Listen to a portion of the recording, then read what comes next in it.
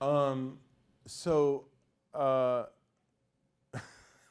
let's see how I can do this without appearing to be crossing any partisan lines here. I think that the best way to respond to monstrously uncivil behavior in a democracy is not to descend to that level of incivility and imbecility almost, but rather to be substantive rather than name calling, and to be forthright and principled, to focus on the bad behavior, to call it out in even an uncompromising way, but not to descend to the level of stridency, ridicule, and gratuitous disrespect, okay? Gratuitous disrespect is like just beyond what's necessary to point out the problem.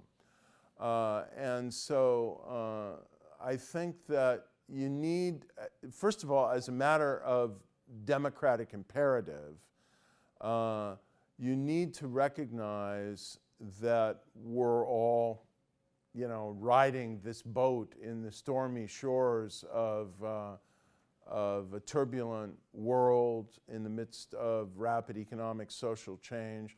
People can be nervous about their situation, their security, the security of their country, without, you're calling them all racist or, backward or something like that.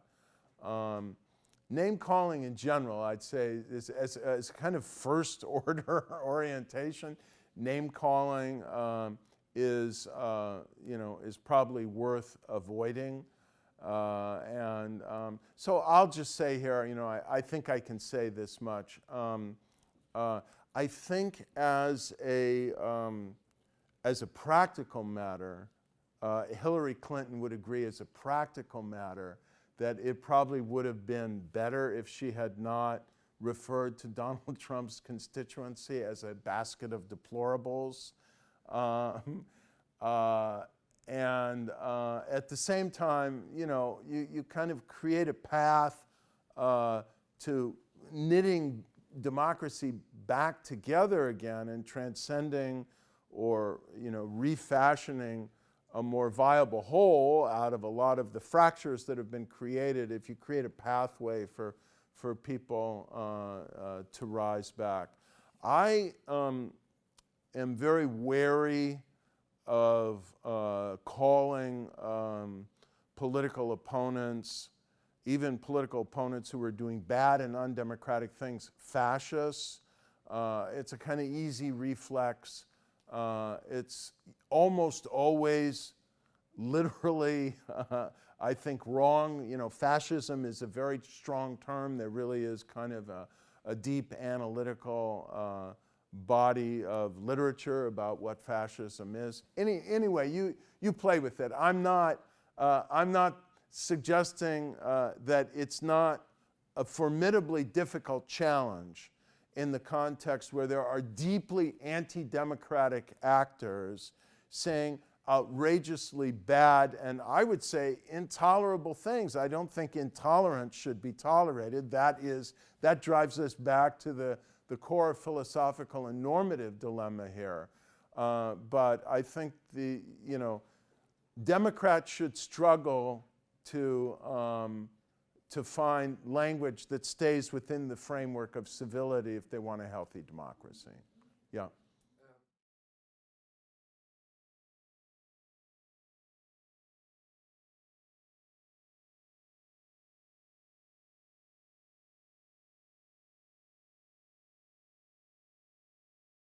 So I don't think there is a single answer to this question. I think the process has different sequences in different countries, but I do believe that it's deeply iterative. That is, it's moving back and forth between the actions and rhetoric of leaders and the drift and uncertainty or equivocation of, say, democratic commitment at the mass level. And I think this is going to become clearer to you when we get later into the course and we talk about democratic breakdowns. And you'll see why Juan Lentz, Nancy Bermeo, and others put such a strong emphasis on the rhetoric and posture of elites, of political leaders. Because when things are getting wobbly at the level of mass political culture, or maybe they were wobbly all along and we just never realized it because society never got the stress test to realize it. But in any case, when things are kind of unraveling, leaders can kind of pull it back together, pull it away from the brink by their posture, or they can definitely drag it or push it over the edge.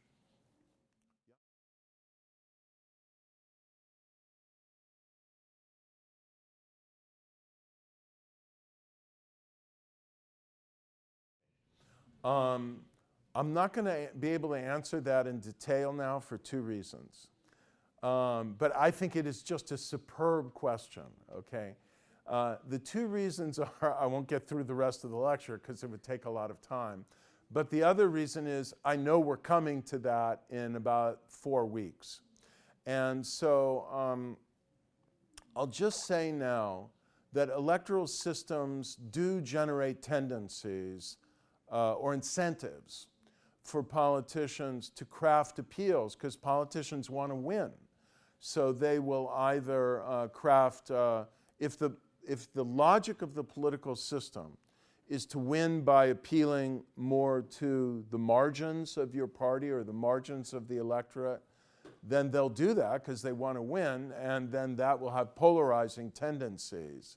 And if the logic of the system is to craft you need to craft the broadest possible appeals to win, they will do that. So if your concern is about civility, compromise, and at least attenuating political polarization, then there are certain institutional designs in terms of electoral systems that are more likely to do that. And we're going to come to those in a few weeks.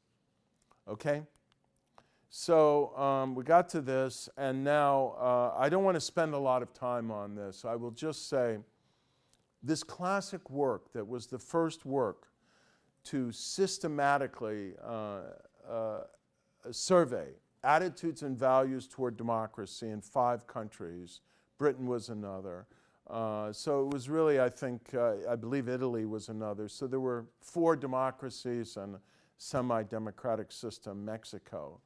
Was a trailblazing work methodologically, gave us this rich conceptual framework for thinking about democracy, but was seen at the time to have a somewhat conservative bias, not so much politically, but systemically.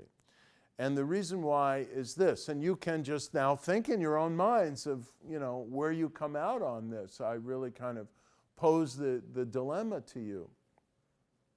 Their argument was, look, most of the time, people are not out in the streets. They're not writing their congressman. You can only vote, usually, well, we have, elections every 2 years in the United States. Maybe you'll have a municipal election, but you're not voting every month. I don't think we'd have a very good democracy if we did either. So the participant orientation is not going on all the time. The subject orientation is important that, beyond just making demands as a participant, you've got to express some loyalty to the system. That's the kind of element of Sidney Hook that's the balance that he was trying to strike at. And then that's the subject orientation, citizen as subject. The third is this parochial orientation, that you're involved in other things, your family, your community. You're depoliticized part of the time, and you're kind of detached from what's going on.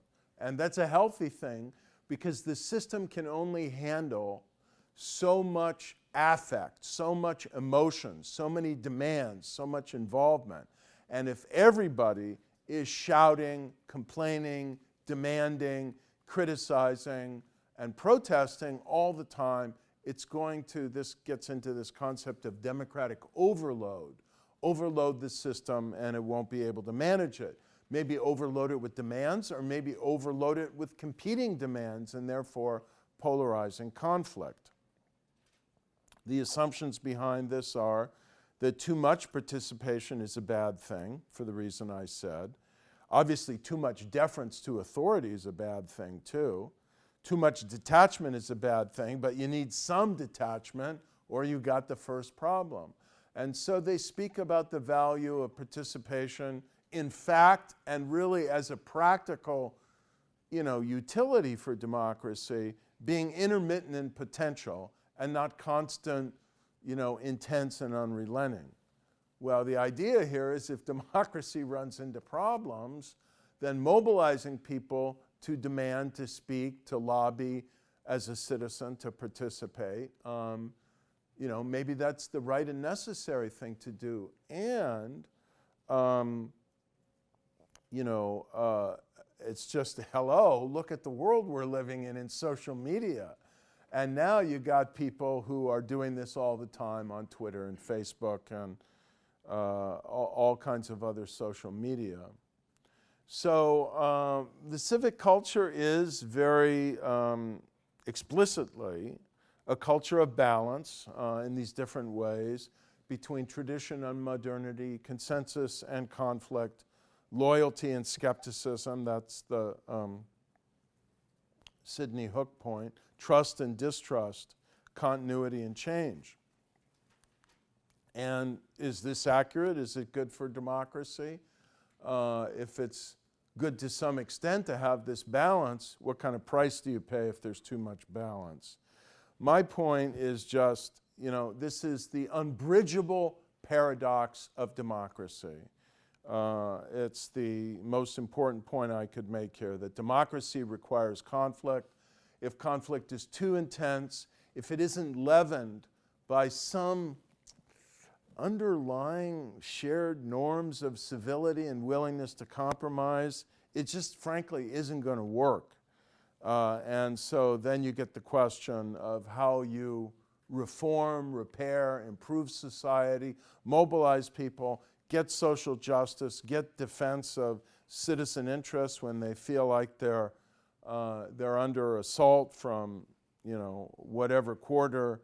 How do you do that and still meet these concerns? I don't have an answer. I think we all have to wrestle with it.